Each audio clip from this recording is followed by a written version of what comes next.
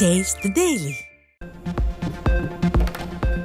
ஆயுத பூஜை மற்றும் விஜயதசமியை ஒட்டி அதிமுக பொதுச் செயலாளர் எடப்பாடி கே பழனிசாமி வாழ்த்து. தமிழக மக்கள் அனைவரும் அனைத்து நலமும் வளமும் ஒருங்கே பெற்று சீரோடும் சிறப்போடும் சிறந்து விளங்கிட அருள் புரியட்டும் என்று வாழ்த்து.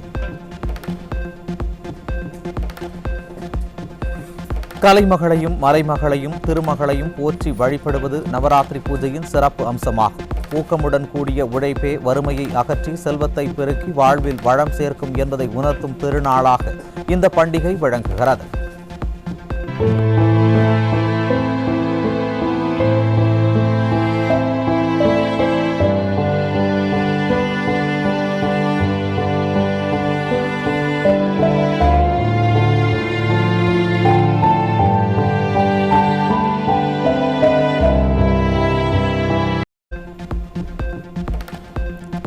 உரிய பதிலளிக்க திராணி இல்லாமல் சமூக வலைதளங்களில் அவதூறு பரவுகிறது என்று கூறுகிறீர்களே, என்ன அவதூறு பரவியது?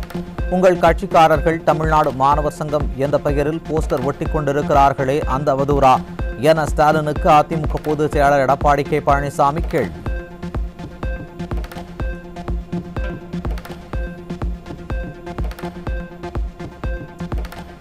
உங்கள் அரசின் காவல்துறை பிரச்சாரம் செய்ய ஒதுக்கிய இடத்தில் உள்ள குளறுபடிகள், திமுகவின் வழக்கமான ஆம்புலன்ஸ் அரசியல், தடியடி நடந்த காட்சிகள் வெளிவந்து அதை பற்றி பொதுமக்கள் பேசுவது, இவையெல்லாம் வதந்தியா? பொறுப்போடு நடந்து கொள்வது என்றால் என்ன? உங்கள் அமைச்சர் ஒருவர் அழுவது போல் நடிக்க தெரியாமல் மாட்டிக்கொண்டாரே, அதுவா?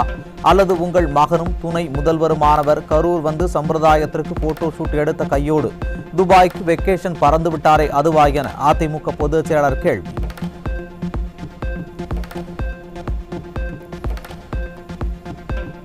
கள்ளக்குறிச்சியில் உங்கள் ஆட்சியின் அலட்சியத்தால் ஏற்பட்ட கள்ளச்சாராய மரணங்களுக்கு கணக்காத இதயம், கலங்காத கண்கள் இப்போது மட்டும் கலங்குகிறதா?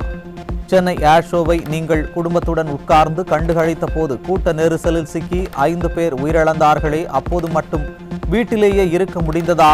யாரை ஏமாற்ற பார்க்கிறீர்கள் ஸ்டாலின் அவர்களே என எதிர்க்கட்சித் தலைவர் கேள்வி.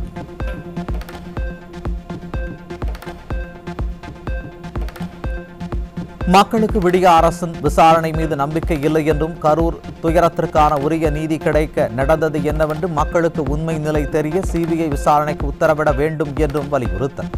ஸ்டாலின் அவர்களே, மக்கள் துயரத்தில் இருக்கிறார்கள், இந்த நேரத்திலும் உங்கள் போட்டோ ஷூட்டால் மக்களை மேலும் துன்புறுத்தாதீர்கள் என அதிமுக பொதுச் செயலாளர் அறிக்கை.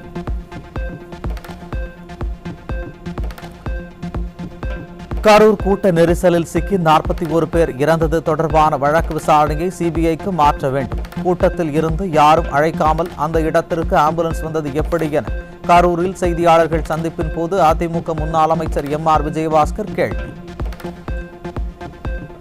ஒரு கும்பல் எவ்வளோ வருதுங்கிறது தெரியாமல் ஒரு இடத்துல ஒரு பர்மிஷன் கொடுத்துட்டு போலீஸ் அதிகமாக இருந்தது, 500 பேர் இருந்தாங்கன்னு சொல்கிறாங்க. அது எங்களுக்கு நாங்கள் எண்ணி பார்க்குறதுல நாங்கள் தெரியல எங்களுக்கு. ஆனால் சோசியல் மீடியாவில் வருது 50 போலீஸ் இருந்தாங்கன்னு சொல்லி போய் சோசியல் மீடியாவில் வந்திருக்குது.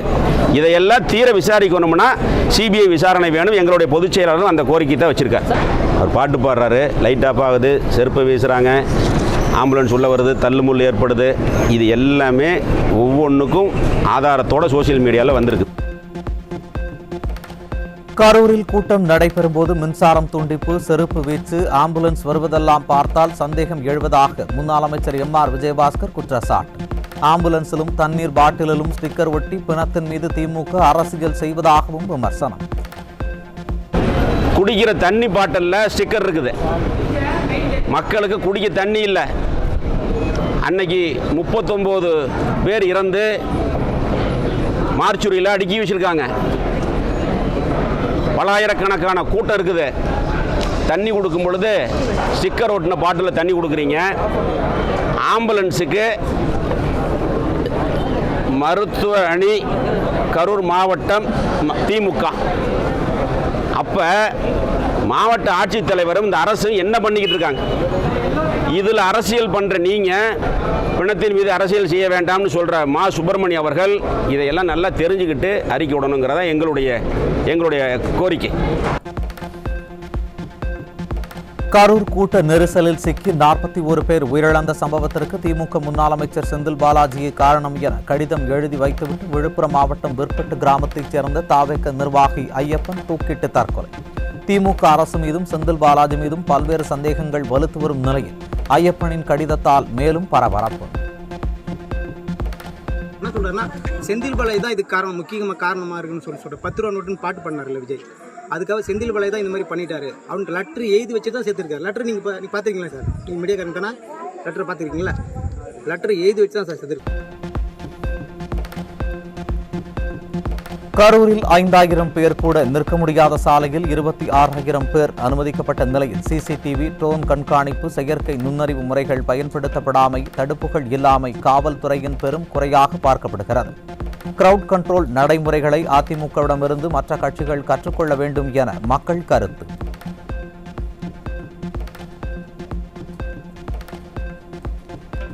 கரூர் பெருந்துயர் குறித்தும் அரசின் அலட்சியம் குறித்தும் விசாரித்த ஊடகவியலாளர் ஃபெலிக்ஸ் ஜெரால்டை கைது செய்த விடிய அரசின் ஏவல் துறை. விமர்சனங்களை தாங்கிக் கொள்ள முடியாத ஸ்டாலின் அரசு சமூக வலைதளங்களில் பதிவிடுபவர்களை தேடி தேடி கைது செய்து அராஜகம் செய்வதாக மக்கள் காட்டம்.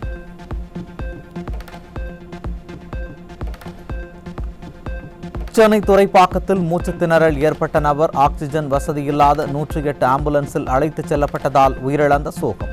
உயிரை காப்பாற்ற உதவும் ஆம்புலன்ஸில் ஆக்சிஜன் வசதியை பராமரிக்க கூட இயலாத விளம்பர மாடல் ஸ்டாலின் அரசு இருந்து என்ன பயன் என பொதுமக்கள் சாடல்.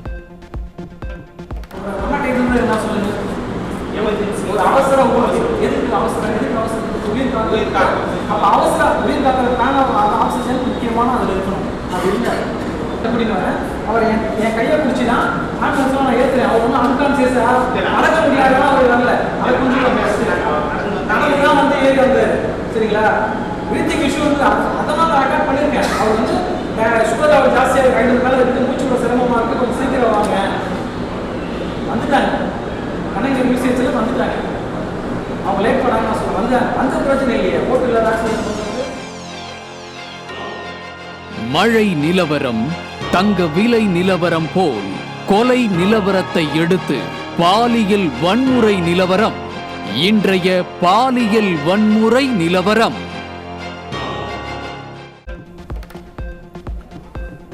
சென்னை வியாசர்பாடி அருகே 9 வயது சிறுமியிடம் பாலியல் அத்துமீறலில் ஈடுபட்ட மளிகை கடைக்காரர் போக்சோவில் பிடிபட்டார். அப்பா ஸ்டாலின் ஆட்சியில் பெண் குழந்தைகளுக்கு எதிரான குற்றங்கள் நாளுக்கு நாள் அதிகரிப்பதற்கு தினந்தோறும் நிகழும் போக்சோ குற்றங்களே சாட்சி என பெற்றோர் கடும் தாக்கு. திருப்பூர் மாவட்டம் தாராபுரம் அருகே 6 வயது சிறுமிக்கு பாலியல் தொல்லை அளித்த இளைஞர் போக்சோவில் சிக்கினார். எதிர்க்கட்சித் தலைவர் கூறுவது போல் ஸ்டாலின் ஆட்சியில் பச்சிலம் குழந்தை முதல் பல்லு போன பாட்டி வரை பாலியல் தொல்லைக்கு ஆளாகும் நிலையில் தமிழ்நாட்டில் யாருக்கும் பாதுகாப்பு இல்லை என்பது நிரூபணம்.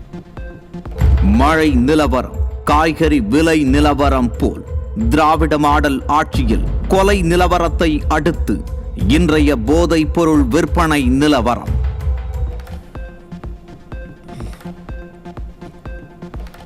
காஞ்சிபுரம் கைலாசநாதர் கோவில் பகுதியில் தமிழக இளைஞர்கள் பள்ளி மாணவர்களை சீரழிக்கும் நோக்கில் கஞ்சாவை விற்பனைக்காக வைத்திருந்த இளைஞர் சிக்கினார். நிர்வாகத்திறனற்ற ஸ்டாலின் ஆட்சியில் நாளுக்கு நாள் பெருகி வரும் கஞ்சா உள்ளிட்ட போதைப் பொருட்களை கட்டுப்படுத்த முடியாமல் ஏவல் துறை திணறுவதாக பொதுமக்கள் குற்றச்சாட்டு.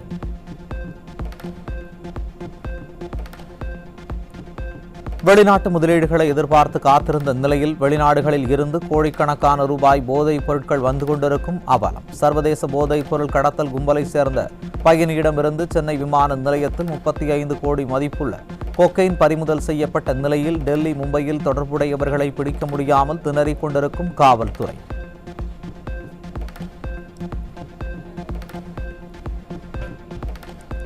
கள்ளக்குறிச்சி மாவட்டம் கச்சிராயபாளையம் அருகே 3 இளைஞர்கள் கைகளில் ஆயுதங்களுடன் இருசக்கர வாகனத்தில் அச்சுறுத்தும் வகையில் வலம் வந்து சிசிடிவி காட்சி வெளியானதால் மக்கள் அதிர்ச்சி.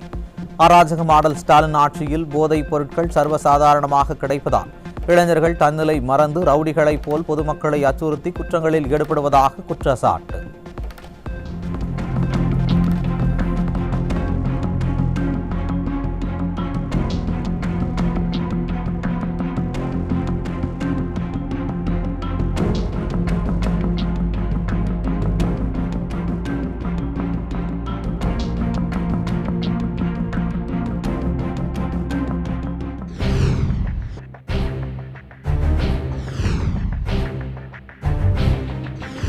மழை நிலவரம் தங்க விலை நிலவரம் போல் கொலை நிலவரம்.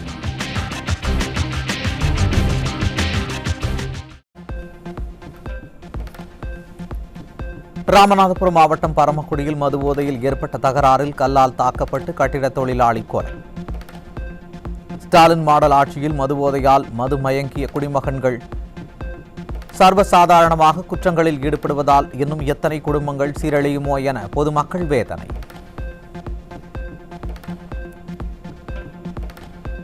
ஈரோடு மாவட்டம் கோபிச்செட்டிப்பாளையம் அருகே சகோதரன் உறவு முறையுள்ள கள்ளக்காதலனுடன் சேர்ந்து கணவனை கொலை செய்த மனைவி. விடிய ஆட்சியில் ஏவல் துறை கும்பகர்ணனை விட கொடிய தூக்கத்தில் உள்ளதால் துணிகரத்துடன் கொலைகள் நிகழும் அவலம். புதுச்சேரி குயவர்பாளையம் பகுதியில் 6 பேர் கொண்ட கும்பலால் ரவுடி சரமாரியாக வெட்டி கொலை.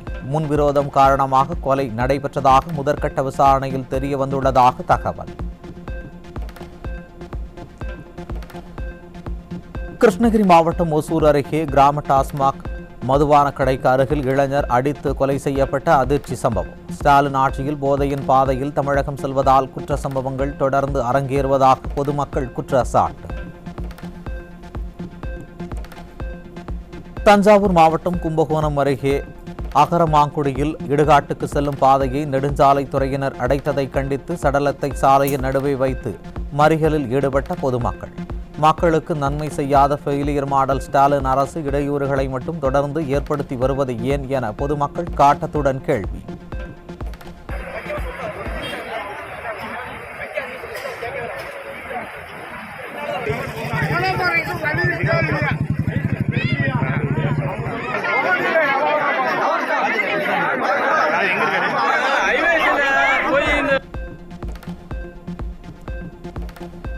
ராமநாதபுரம் மாவட்டம் திருப்புவனம் அருகே அரசால் தடை செய்யப்பட்ட நாட்டு துப்பாக்கி வைத்திருந்த 2 சிக்கினர். போட்டோ ஷூட் மாடல் ஸ்டாலின் ஆட்சியில் அனைத்து சட்டவிரோத செயல்களும் சர்வசாதாரணமாக நடைபெறுவதாக மக்கள் குற்றச்சாட்டு. ராமநாதபுரம் மாவட்டம் அம்மாப்பட்டினம் பகுதியில் வீட்டின் பூட்டை உடைத்து 100 சவரன் தங்க நகைகள் கொள்ளை. ஸ்டாலின் ஆட்சியைப் போல காவல்துறையும் கும்பகர்ணனை விட கொடிய தூக்கத்தில் இருப்பதால் கொள்ளை சம்பவங்கள் அதிகரித்துவிட்டதாக புகார். கள்ளக்குறிச்சி மாவட்டம் சங்கராபுரத்தில் வீட்டு உபயோகப் பொருட்களை விற்பனை செய்யும் கடைக்குள் நுழைந்த அடையாளம் தெரியாத நபர்கள் 2,74,000 ரூபாயை கொள்ளையடித்து சென்றுள்ளனர். நிர்வாக திறனற்ற திமுக ஆட்சியில் கொலை கொள்ளை சர்வசாதாரணமாக நடைபெறும் நிலையில் போலீசார் கும்பகர்ணனை விட கொடிய உறக்கத்தில் இருப்பதாக மக்கள் குற்றச்சாட்டு. நாமக்கல் மாவட்டம் பள்ளிப்பாளையம் அருகே 2 இடங்களில் 2 வீடுகளின் பூட்டை உடைத்து 15 சவரன் தங்க நகை 1,08,000 ரொக்கம் மற்றும் செல்போன் உள்ளிட்டவை துணிகர திருட்டு. திறனற்ற திமுக ஆட்சியில் சட்டம் ஒழுங்கு சீர்கெட்டுள்ளதால் குற்றவாளிகள் அச்சமின்றி கொள்ளையில் ஈடுபடுவதாக பொதுமக்கள் குற்றச்சாட்டு.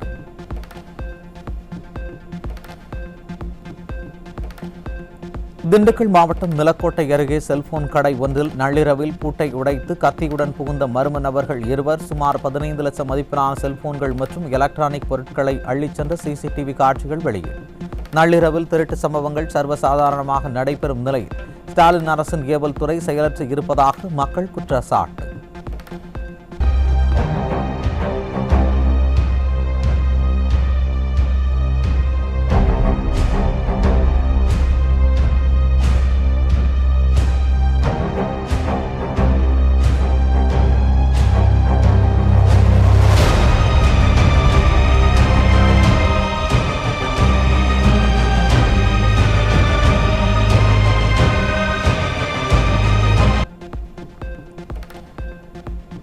தருமபுரி மாவட்டம் நல்லம்பள்ளி அருகே சுமார் 20 ஏக்கர் பரப்பளவு கொண்ட கோம்பேரி ஏரியில் மர்ம கும்பல் விஷம் கலந்ததால் ஆயிரக்கணக்கில் செத்து மிதந்த மீன்கள்.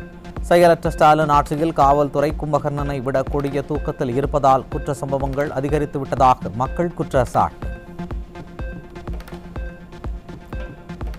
கொடைக்கானலில் சுற்றுலா வந்த நபரை 10க்கும் மேற்பட்ட தெருநாய்கள் கடித்து குதறியதில் படுகாயங்களுடன் மருத்துவமனையில் அனுமதி. கடந்த 5 நாட்களில் 8ற்கும் மேற்பட்டோரை தெருநாய் கடித்திருக்கும் நிலையில் தெருநாய்களை கட்டுப்படுத்துவதில் ஸ்டாலின் அரசு அலட்சியம் காட்டுவதாக மக்கள் கடும் குற்றச்சாட்டு.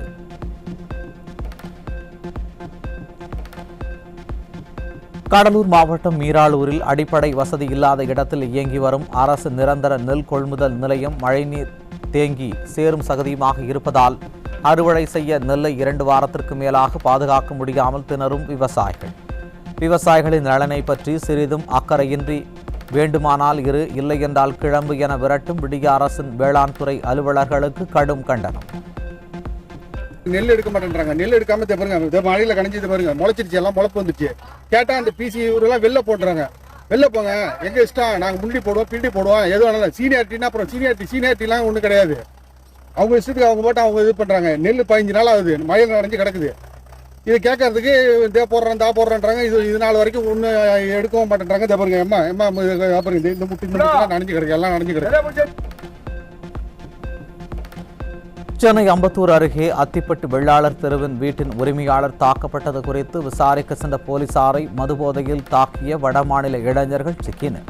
திறனற்ற திமுக ஆட்சியில் போலீசாருக்கே பாதுகாப்பில்லாத போது மக்களுக்கு எப்படி பாதுகாப்பு வழங்க முடியும் என மக்கள் கேள்வி.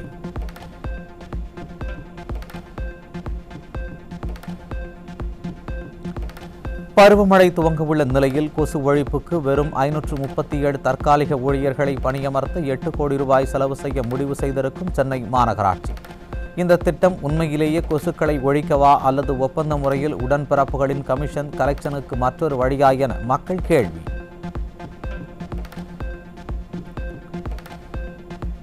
சென்னையின் முக்கிய நீர்த்தேக்கங்கள் பருவமழை தொடங்குவதற்கு முன்பே 70% நிரம்பியுள்ளன. ஒரே நாள் கனமழை பெய்தாலும் அவை முழுக்க கொள்ளளவை எட்டக்கூடும் நிலையில் வடிகால் பணிகள் முறையாக நிறைவேறாததால் மீண்டும் வெள்ளப்பெருக்கால் சென்னை பாதிக்கப்படும் என மக்கள் அச்சம். திருவண்ணாமலையில் காலாண்டு விடுமுறையில் சிறப்பு வகுப்புகள் நடத்தும் தனியார் பள்ளிகள் மீது நடவடிக்கை எடுக்காமல் பள்ளிக் கல்வித்துறை அதிகாரிகள் அலட்சியம். காலாண்டு விடுமுறையில் சிறப்பு வகுப்புகள் நடத்தக்கூடாது என்ற அரசின் உத்தரவை குப்பையில் தூக்கி எறிந்துவிட்டு தனியார் பள்ளிகள் சிறப்பு வகுப்புகள் நடத்துவதை கண்டுகொள்ளாமல் அமைச்சர் அன்பில் மகேஷ் நீலிக்கண்ணீர் வெடித்து விளம்பரம் தேடுவதாக குற்றச்சாட்டு.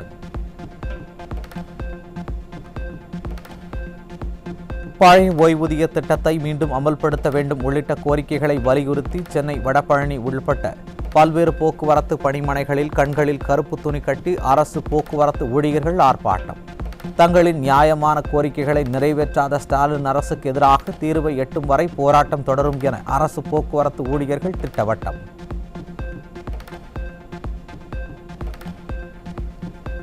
சேலம் மாவட்டம் எடப்பாடி அம்மன் நகரில் சட்டவிரோதமாக கருவில் இருக்கும் குழந்தையின் பாலினம் குறித்து கூறிய தனியார் மருத்துவமனை மருத்துவர் அவரது மனைவி மற்றும் பணியாளருடன் சிக்கினார். மக்களின் கிட்னியை திருடியவர்களையே உடன் இருந்து காப்பாற்றி வரும் மக்கள் விரோத ஸ்டாலின் ஆட்சியில் மருத்துவத்துறை முற்றிலும் சீர்கெட்டுவிட்டதாக மக்கள் குற்றச்சாட்டு.